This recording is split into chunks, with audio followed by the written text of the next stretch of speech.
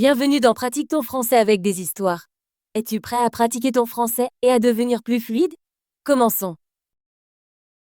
Il était une fois un vieux comte qui vivait en Suisse, et il n'avait qu'un seul fils. Malheureusement, ce fils n'était pas très intelligent et ne parvenait à rien apprendre. Le père lui dit : « Écoute, mon fils, j'ai tout essayé, mais tu ne sembles rien comprendre. Tu dois partir d'ici, et je vais t'envoyer chez un enseignant célèbre, qui verra s'il peut t'aider. » Le jeune homme se rendit donc dans une autre ville et passa toute une année avec le maître.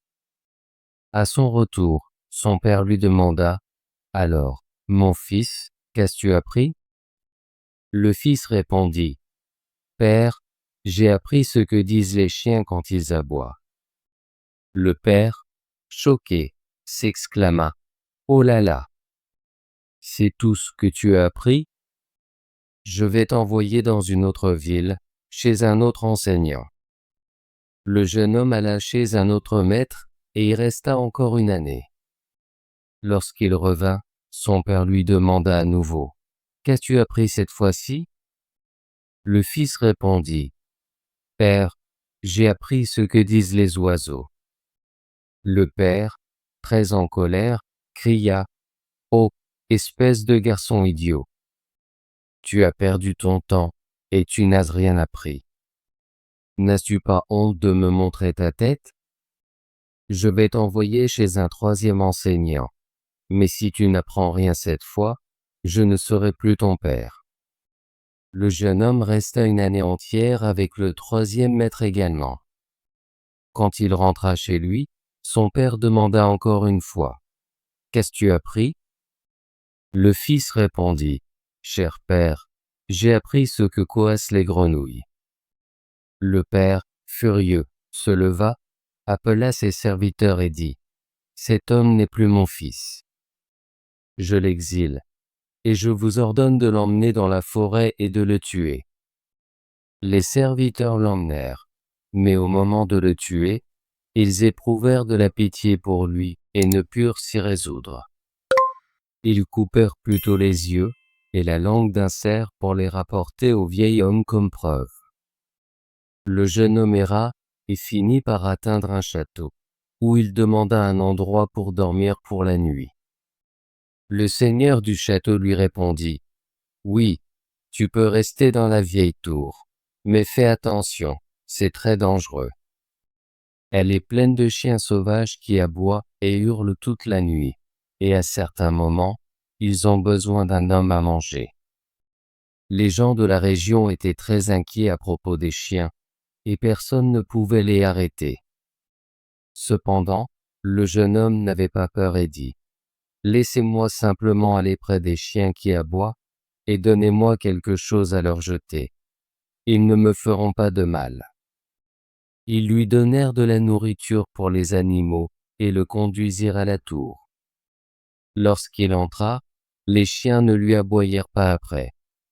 Au contraire, ils remuèrent la queue et se rassemblèrent joyeusement autour de lui. Ils mangèrent la nourriture qu'il avait apportée et ne lui firent aucun mal.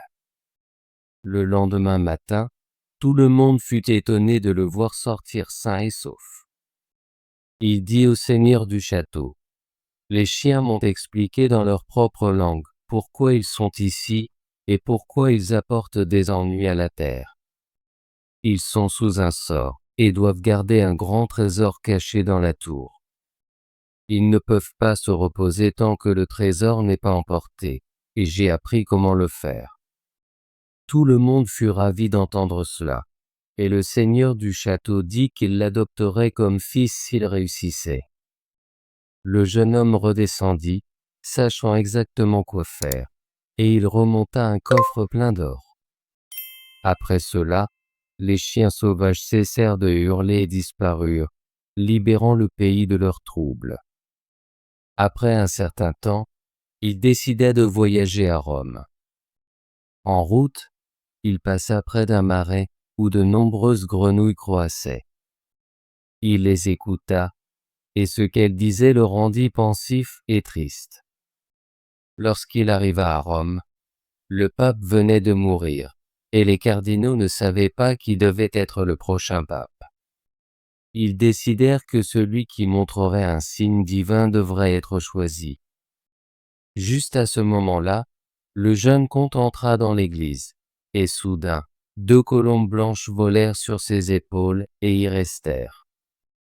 Les dirigeants de l'église y virent un signe venu du ciel, et lui demandèrent immédiatement s'il accepterait d'être pape. Il était incertain et ne pensait pas en être digne, mais les colombes l'encouragèrent, et finalement, il accepta. Il fut d'alors oint et fait pape. Et ce qu'il avait entendu des grenouilles durant son voyage, qui l'avait rendu triste, se réalisa. Il devait être le saint pape.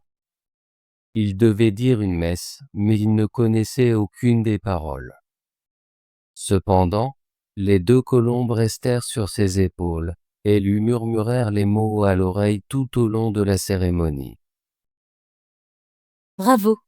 Veux-tu pratiquer ton français et devenir plus fluide? Abonne-toi et active la cloche de notification pour ne manquer aucune de nos histoires françaises gratuites. À bientôt dans la prochaine vidéo.